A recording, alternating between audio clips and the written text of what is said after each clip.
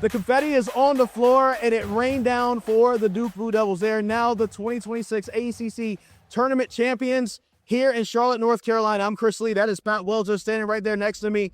And Duke winning versus Virginia 74-70. Pat, it didn't look good at times for Duke because their leaders, Cameron Boozer and Isaiah Evans, had a tough time scoring at first. Cameron Boozer with his lowest point output of the season, 13 points.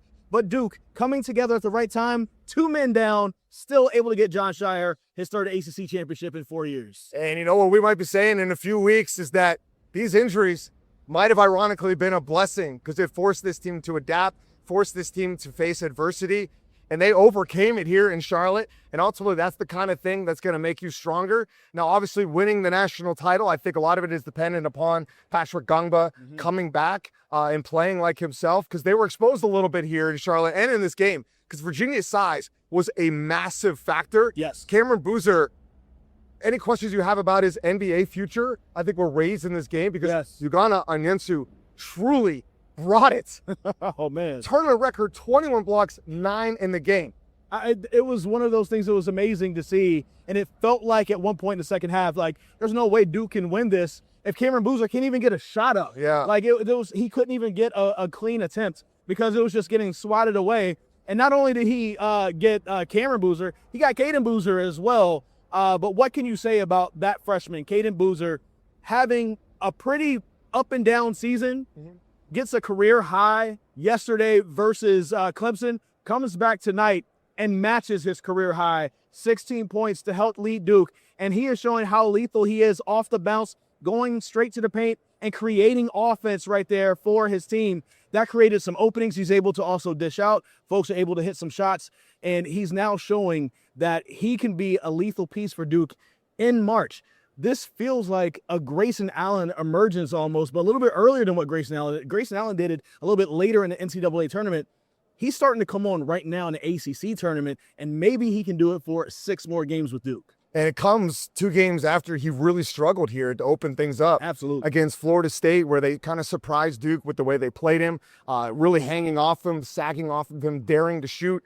But then in the next game, he's attacking the rim, gets that career high versus Clemson, and it's the same approach here to start. And without him in this game, where are they? Because Isaiah Evans, ice cold in the first half, struggling to shoot, struggling to get to the rim. Cameron Boozer, I don't think he scored his first point until there was like under 5 minutes left in the first half, which is, you know, he's been quiet in a lot of first halves this season. He lets the game come to him.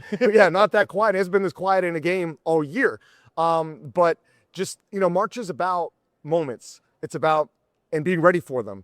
And I think Duke showed that they have players that are ready to step up when their number is called, taking a page out of the Hubert Davis playbook. Yeah, but Duke has proven that they are ready, and they're guys, a lot of freshmen on this team. They sure as heck don't play like it. I will say Cameron Boozer with the tournament MVP. Again, not his best outing, but this entire tournament, this entire season, he's shown why he's been so important. And I would say, besides having the bad game tonight, he's been the best player in the country so far. And it's going to be hard to really just deny that. When you look at how he impacts winning, even in this game when he's not scoring as much, he impacted winning for Duke. 100%. And that's got to be scary because, you know, when you have a guy who's used to scoring so much and he only comes in with 13 points in this game, he didn't hang his head. He didn't get frustrated. He didn't check out of this game.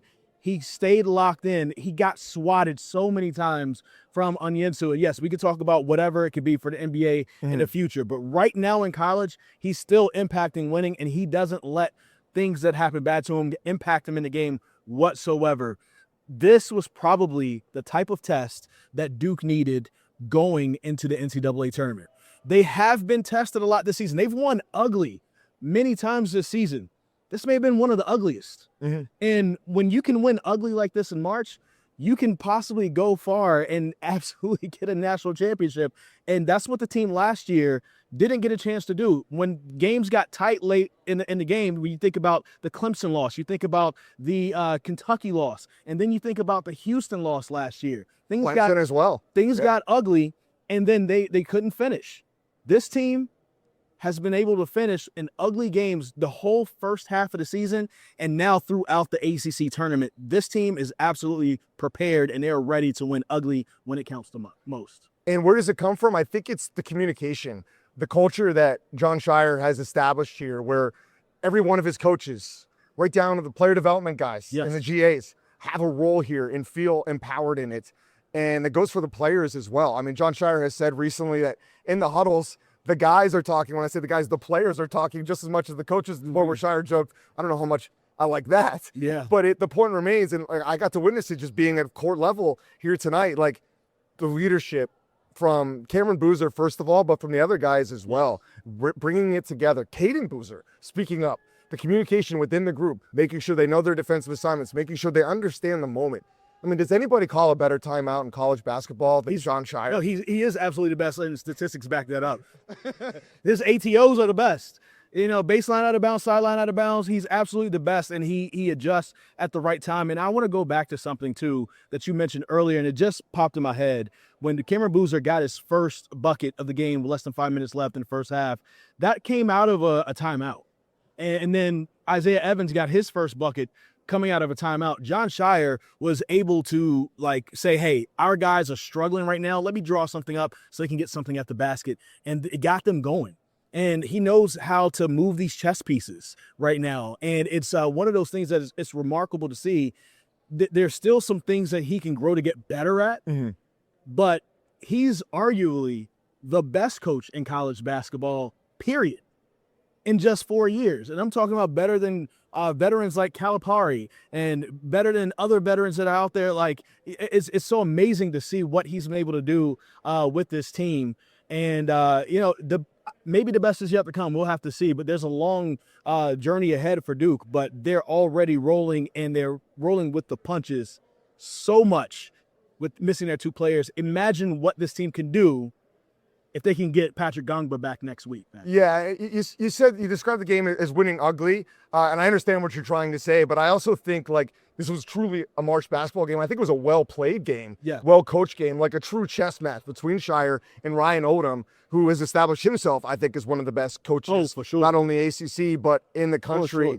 And I think this is not a Tony Bennett Virginia team. No. Well, I mean, the team that won the national title was pretty athletic and skilled, but this Virginia team is big. Yes. They are long. They are really disciplined and really well coached. And I think when you take away Gongba and Foster, the talent levels were close. Supposed to match up. We're close. And I thought that was really interesting to see. So this wasn't necessarily an example to me of some underdog. And I know it's not what you're trying to say, but it was like some underdog that just mucked up the game, and it shouldn't have been as close as it was. Like, Virginia was truly right there. And that's what I mean by ugly is just that, it's going to be tight. It's going to come down to the last minute, which it did. Mm-hmm. And, there's not going to be a bunch of pretty games. I can't remember which one it was. Maybe it was the 2001 national championship, I believe, for Duke. I believe, I might have this wrong, but I believe they won all 6 of their games by double digits, right? To get to that's almost like UConn 2 years ago. It's almost unheard of. You know what I'm saying? You have to be a really special team to do that. And I think when I'm saying ugly is last year's team blew people out all the time until the games got tight, and then those happened to be the ones that they lost. And they weren't comfortable in it. And they weren't comfortable in those moments. This game can come down to it's whoever has the last shot, and Duke is so comfortable, and they're the ones that made Virginia kind of tighten up at the very end. Virginia didn't have Duke on their heels. Duke had them on their heels, and it kind of messed things up towards the end, and Duke is able to pull away to have the win. But that's kind of what I mean by ugly. It's not necessarily this pretty Duke went on a 20-0 run. They're going to cruise to a victory like it was last year versus Louisville. No, this came down to the very end. This was a game you had to play a full 40 minutes, and they got it done. And for one of the few times I feel like I've seen in the last month, there was not the trademarked 20-2 run from Virginia in this game, from Duke in this game. Every time you thought there might be one, there was a 7-0 run near the end of the first half, and then Virginia responds right back. Yes. And it just happened all the way down to the wire in this game. Yes. The last 4 minutes were a little bit inconsequential as far as drama, because Duke made their free throws for the most part, and Virginia just couldn't get it within 4. So it wasn't actually that dramatic, but it was down to the wire all the way there. And you think about where does confidence come from? Well, some of it's just an internal belief, but that belief has to come from the fact that you've been in a situation and succeeded before. And to your point about last year's Duke team, who had those moments of failure, a lot of them with Cooper Flagg having the ball in his hand in the final moments, and Cameron Boozer, right from the Florida game, he's had these moments where he's either passed or scored. I mean, I know he had one where he didn't come through against UNC, but for the most part, this guy has come through, thrived. I mean, the family, the Carlos Boozer, living and dying, on the baseline was fun to watch. And gosh, him and his brother, I think Caden Boozer might be the story of the tournament for me, though. Yes. Like his evolution in the last 2 games, for sure. His confidence was incredible. And I would say he's, thrust himself truly into the starting point guard role. But Cameron Boozer was bringing up the ball tonight. So we talked about his NBA future. Maybe he was limited a little bit down below, but he was truly playing point guard tonight, which was a sight to be through the legs, like at the perimeter, like dribbling guys up, breaking them down. It was pretty cool to see. Somebody else who can't really jump very well? Jokic. Jokic. But great passer. He's a 7-footer, though, so he's taller than Cam Boozer. And I'm not saying he's going to be like him, but that is a blueprint of somebody who doesn't have the best athleticism in the world, but can use their basics and skills to make sure they can become a potential all-star. Cam Boozer is a great comp, by the way. Cam Boozer is a winner. I think the best comp is Kevin Love for sure, as far as like play style and also height and size. But when you talk about the non-athleticism, don't let that scare you. Don't let all these blocks scare you. If Cam Boozer wasn't on the floor for Duke, they don't win this game. Oh, 100%. Yeah. So you take away him only having 13 points, he still impacted winning it in a big way. So I want to give a big shout out, though, to probably somebody who's an unsung hero. Actually, 2 people. We talked about Caden Boozer, and he's the story of the tournament for Duke. Nicholas Haminia has really stepped up as well. 14 points in the game versus Clemson, 9 points in this game, which came up huge. He made some big-time plays during timely moments of the game. Somebody else who made a big play in timely moments. You can look at the box score. He's not going to get a lot of attention. He's been riding the bench a lot. Darren Harris. That 3, right? He missed the 3, but he leaked out, got the open layup, and was fouled, and goes to the line and hits the free throw. And that came at a very important time for Duke in the second half, where they needed points and they needed some momentum. And I think that helped give them a little bit of a jolt. And look, this guy came in as like this big time scorer in the state of Virginia. He's had to accept a lesser role the last 2 years for Duke. Doesn't play a lot, but when his number is called, he's diving on the floor. He's trying to go for rebounds, trying to get some charges. He's going after loose balls. He's doing the best he can, and he has come up with some plays here and there that's really helped elevate Duke. And people are going to overlook his 3 points and his contributions, but that contribution at that point of the game, that was huge for Duke. I mean, to have the confidence to make those plays when you're a bench guy. I mean, I play basketball. I've been a bench guy in different teams in my life. I've been a starter on other teams. And when you're a bench guy, there's a little bit of hesitancy. For sure. At least for me. That's probably why I'm not a college basketball player. But I think it's human nature. Like, man, am I the guy to take this shot? And like that goes back to that point about empowering. Scheyer has empowered each of these guys to play within themselves. I was talking to some of the assistant coaches before the game, and I was like, what you guys do is so impressive. Like it's like watching football. Like, it goes above my head. It seems complicated. And what it's described to me is like, actually, we just put all of our guys offensively who play to their strengths. Like, it's not rocket science. So everybody is able to shine here. And I'm not to bring up other teams in the triangle. That's not always the case at other schools that we cover. And clearly, Jon Scheyer and Duke, despite the resources, despite the brand, is getting the most out of these parts. For sure. It's amazing to see. They're going to be the #1 overall seed for Selection Sunday.